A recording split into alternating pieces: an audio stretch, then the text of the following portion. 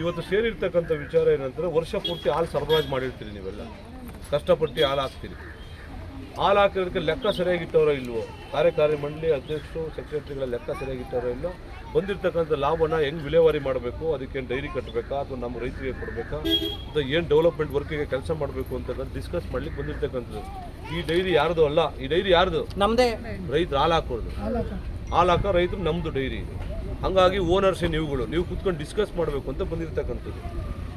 ಇವತ್ತಿನ ಸಹಕಾರಿ ಸಂಘದ ಅಧ್ಯಕ್ಷತೆಯನ್ನು ವಹಿಸ್ಕೊಂಡಿರ್ತಕ್ಕಂಥ ಕಾರ್ಯಕ್ರಮದ ಲೋಕೇಶ್ ವೀರ್ ಅವರೇ, ಪ್ರಸನ್ನ ಕುಮಾರ್ ಅವರೇ ಮತ್ತು ರಮೇಶ್ ಜಿ ಅವರೇ, ಗೌರವಾನ್ವಿತ ಉಪಾಧ್ಯಕ್ಷ ಅಂತ ಮಾಲಿನಿ ಡಿ ಆರ್ ಅವರೇ, ಯಾರು ಮಾಲಿನಿ ಅವರೇ, ನಿರ್ದೇಶಕರಾದಂಥ ಲಕ್ಷ್ಮೀದೇವಮ್ಮರವರೇ, ನಾಗರಾಜರವರೇ, ಶಿವಮ್ಮರವರೇ, ರೇಣುಕಮ್ಮರವರೇ, ನಂಜುಂಡಯ್ಯರವರೇ, ಆಂಜನೇಯ ಗಂಗಣ್ಣರವರೇ, ಸಿಬ್ಬಂದಿ ವರ್ಗದವರು ಮತ್ತು ಹಾಲು ಪರೀಕ್ಷಕರು ಇನ್ನೂ ಇಲ್ಲಿ ಫೈನಲ್ ಮಾಡ್ಕೊಂಡಿಲ್ಲ. ಮಾಡ್ಕೋಬೇಕಿತ್ತು ಇಷ್ಟಂತೆ. ಬಂಧುಗಳೇ, ಇರ್ತಕ್ಕಂಥದ್ದು ಏನಂತಾನೆ ನೀವುಗಳೆಲ್ಲ ಒಂದು 4-5 ಪ್ರಶ್ನೆಗಳನ್ನ ಕಾಮನ್ನಾಗಿ ಕೇಳ್ತೀವಿ. ನಿಮ್ಮವ್ರದ್ದು ಒಂದು ಎಕ್ಸ್ಟ್ರಾ ಪ್ರಶ್ನೆ, ಎಲ್ಲಿಂದ ಹುಟ್ಕೋತಿದ್ದು ಅಂತಂದರೆ ಹಾಲಿನ ಸೆಕ್ರೆಟರಿ ಆಗಿಲ್ಲ ಅಂತಕ್ಕಂಥದ್ದು. 2 ಬಣ, ಒಬ್ಬರು ಅವರಾಗಬೇಕು ಅಂತ ಒಬ್ರು ಇವರಾಗಬೇಕು ಅಂತ. ಕಾನೂನುಬದ್ಧವಾಗಿ ಯಾರಾಗಬೇಕು ಅವ್ರನ್ನೇ ಮಾಡೋದು. ನಾನು ಕಾನೂನು ವೈಲೇಷನ್ ಮಾಡಿದ್ರೆ ನಾಳೆ ಬೆಳಗ್ಗೆ ಆನ್ಸರಬಲ್ಲು ಕೂಡ ಎಲ್ಲರೂ ಕೂಡ ಇರ್ತಾರೆ. ಯಾರನ್ನ ರೂಲ್ ಪ್ರಕಾರ ಯಾರನ್ನ ಅಪ್ಲೈ ಮಾಡಬೇಕು, ನೋಟಿಸ್ ಬೋರ್ಡ್ಗೆ ಹಾಕಬೇಕು ಅಂತ ನಾವು ಸೂಪರ್ವೈಸರ್ಗೆ ಹೇಳಿದ್ದೀವಿ. ಸೂಪರ್ವೈಸರ್ ನೋಟಿಸ್ ಬೋರ್ಡ್ಗೆ ಹಾಕ್ತಾರೆ. ನೋಟಿಸ್ ಬೋರ್ಡ್ ಹಾಕಿದಾಗ ಯಾರ್ಯಾರು ಅಪ್ಲೈ ಮಾಡಬೇಕು ಅವರೆಲ್ಲ ಅಪ್ಲೈ ಮಾಡ್ಬೋದು.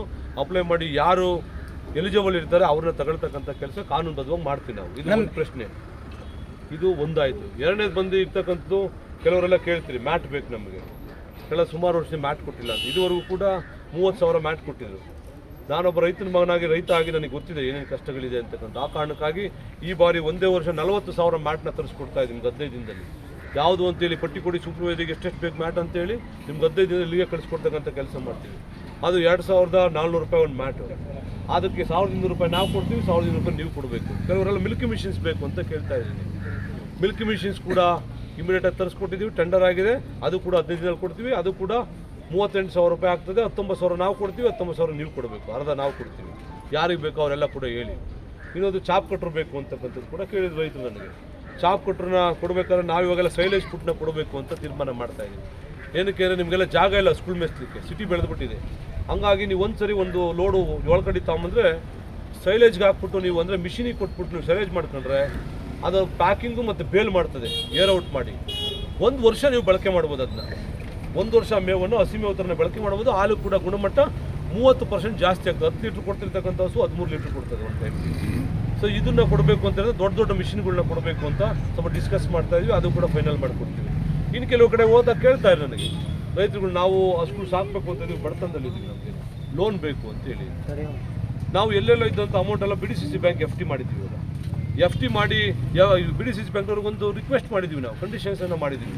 ರೈತರಿಗೆ ಸಾಲ ಸೌಲಭ್ಯ ಕೊಡಬೇಕು ಅಂತ 3 ಟೈಪಲ್ಲಿ ಕೊಡಬೇಕು ಅಂತ ಹೇಳಿದ್ದೀವಿ ನಾವು. ಒಂದು ವಿತೌಟ್ ಇಂಟ್ರೆಸ್ಟು 5 ಲಕ್ಷ ರೂಪಾಯಿ ಲೋನ್ ಕೊಡ್ತೀವಿ ಸೊಸೈಟಿಗೆ. ತ್ರಿಪಾಠಿ ಅಗ್ರಿಮೆಂಟ್ ಮಾಡಬೇಕು. ಸೊಸೈಟಿಯಲ್ಲಿ ಯಾರು ಕೊಡಬೇಕು, ಬಡ್ಡಿ ಇರೋಲ್ಲ ಅದಕ್ಕೆ.